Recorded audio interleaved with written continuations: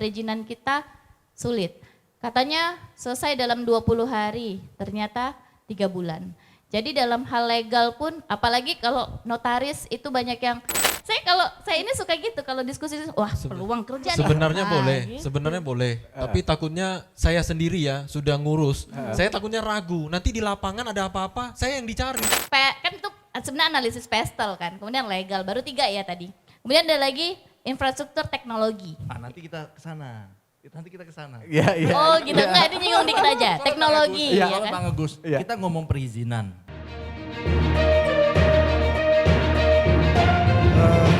Sebenarnya kita itu punya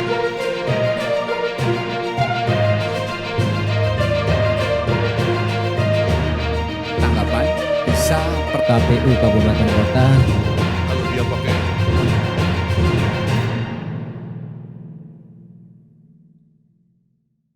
Kemudian kondisi legal, tadi udah disinggung, perizinan kita sulit. Katanya selesai dalam 20 hari, ternyata 3 bulan. Jadi dalam hal legal pun, apalagi kalau notaris itu banyak yang nggak paham atau bingung, atau saya malah melihat peluang kerja ini. Nanti saya pelajari, saya bikin konsultan legal. Saya boleh juga tuh ya kan. Kalau memang banyak, saya ini suka gitu kalau diskusi, wah peluang kerja nih. Sebenarnya boleh, gitu. sebenarnya boleh. Tapi takutnya saya sendiri ya sudah ngurus. Saya takutnya ragu, nanti di lapangan ada apa-apa, saya yang dicari. Karena kenapa? Nggak tahu izin itu lengkap atau tidak gitu. Ya kan ada tarifnya Bang. Ada tarif, cuman terlalu banyak, maksud saya itu terlalu banyak izin-izin yang harus dilengkapi untuk mendapat izin usaha. Nah jadi Ketidakterbukaan itu di mana sebenarnya? Maksudnya kok sampai tidak tahu, oh untuk membuat usaha ini harus dilengkapi izin yang seperti ini gitu misalnya. kalau saya bilang sebenarnya banyak juga yang paham, cuman mungkin belum ketemu aja orangnya. Tapi mungkin yang paham jumlahnya lebih sedikit daripada yang tidak paham. Nah itulah gitu. peran pemerintah. Kenapa seperti ada Batam Job Fair? Kenapa nggak ada izin usaha fair gitu?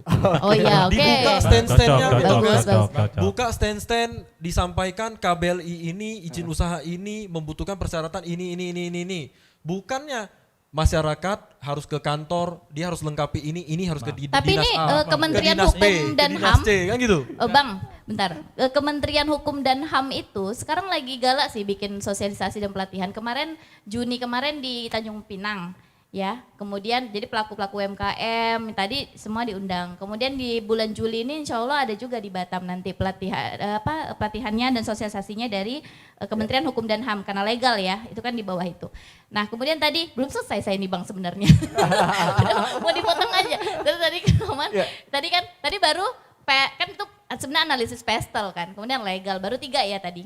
Kemudian ada lagi infrastruktur teknologi. nanti kita ke sana. Nanti kita ke sana. Iya, iya. Oh gitu, enggak ini nyinggung dikit aja, teknologi ya Soalnya kan. Bang Agus, Iya. kita ngomong perizinan ya. Berapa tahun dari semenjak saya latar belakang keluarga pengusaha. Iya.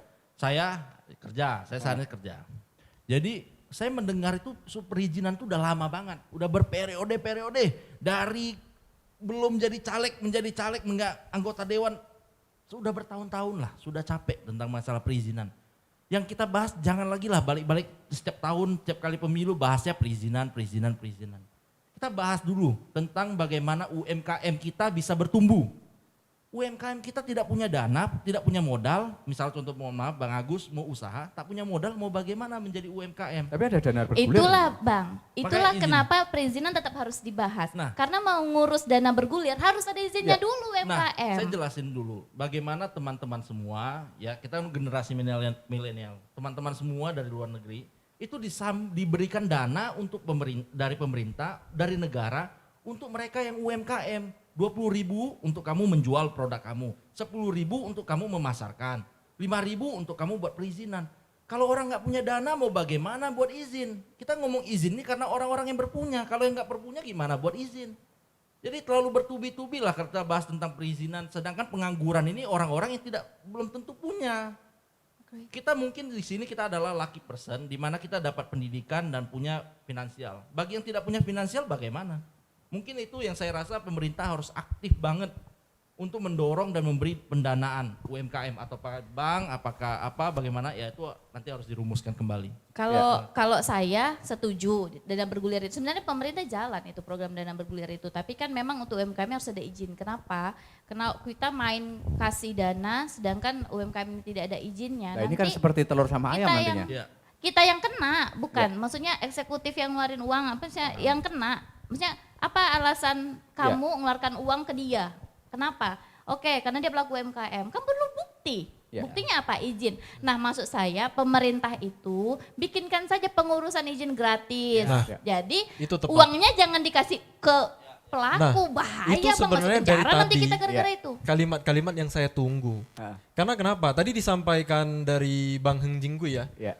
Dia sampaikan itu gak usah kita bahas perizinan. Tetapi umpamanya saya pengangguran, saya ingin membuka peluang bisnis, saya mungkin dagang kecil lah, saya jual pisang goreng lah. Saya buka gerobak, saya di depan ruko orang, itu salah nggak? Ya. Kalau nggak ada izin salah nggak? Salah. Salah. Digusur nggak? Kan gitu. Kita harus mempunyai izin dulu, kalau baru kita bisa dikatakan UMKM. Kalau kita izin aja tidak bisa lengkapi, besok-besok datang dinas A, dinas B, dinas C, datang lagi warga komplain, ya kan? Ya. Kita tidak punya izin, gitu loh. Kita kalau tidak mengurus izin, kita mau usaha aja susah. Sedangkan ya setuju juga, karena kenapa? Masyarakat belum tentu mampu untuk ngurus izin. Tetapi dari pemerintahan Jokowi, presiden kita, dia sudah sampaikan izin itu gratis. Tetapi yang disayangkan itu rumit. Seharusnya memang tadi juga disampaikan Kak Susana, pemerintah harus aktif. Seperti tadi juga disampaikan, UMKM banyak yang tidak mempunyai izin. Seharusnya itu dari dinas terkait lah mereka turun, ibu butuh apa? Ibu usahanya apa? Saya bantu untuk mengurusnya. Saya pribadi, saya sebagai profesi advokat, banyak juga yang menanyakan seperti itu. Mau nggak mau saya arahkan, bikin loh ini akun OSS-nya, ini loh masuk KBLI-nya ini, ya kan? Kita tetap harus mengedukasi. Memang kita di sini tidak terlepas dari peran tersebut, tapi pemerintah lah yang punya peran terpenting. Tadi disampaikan juga DPRD segala macam gitu ya. Saya pribadi, saya pernah dengan uang saya pribadi, saya ikut kunjungan kebetulan ya karena orang tua di Komisi 1. Ya. Saya sebagai salah satu pelaku usaha yang mengurus izin tadi itu yang 3 bulan tak selesai. Saya ikut dengan uang pribadi untuk kunjungan ke BKPM.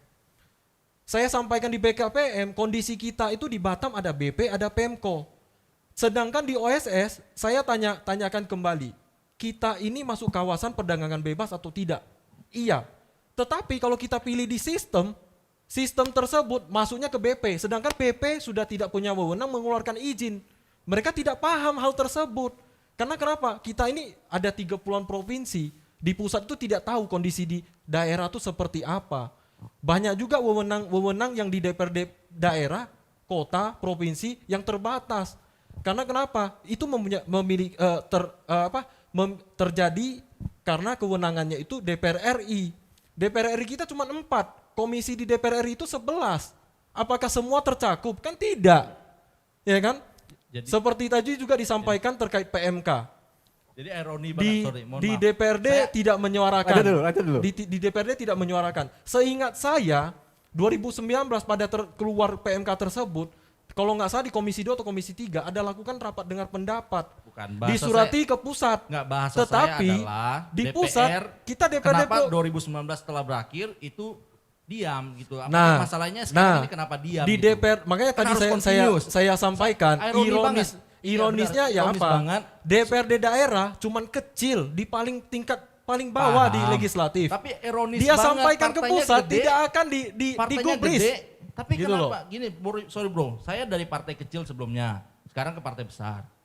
Ironis Menengah. banget, menengah lah, ya oke lah. Ironis banget, kita punya partai, punya ya mohon maaf, eksekutif, legislatif dan lain-lain, itu kan bisa dikomunikasikan. Itu kenapa saya kesal ke PMK 99, saya datangin DPP, karena DPP punya akses ke presiden.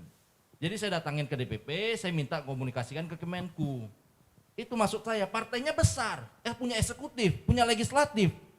Tapi kok kita saling menyalahkan pemerintah gini-gini dan lain-lain. Itu makanya tugas kita sebagai generasi muda, partai ini adalah menjadi sebuah kendaraan di mana kita bisa bersuara. Jadi bukan hanya tingkat kita DPRD. Kalau DPRD saya tak, itu ya maksudnya jangan ngomong hanya DPRD, tapi posisi kita di partai juga harus berani bersuara. Itu harapan.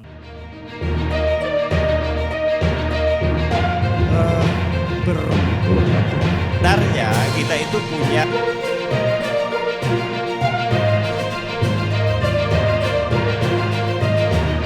Tanggapan bisa per KPU Kabupaten Kota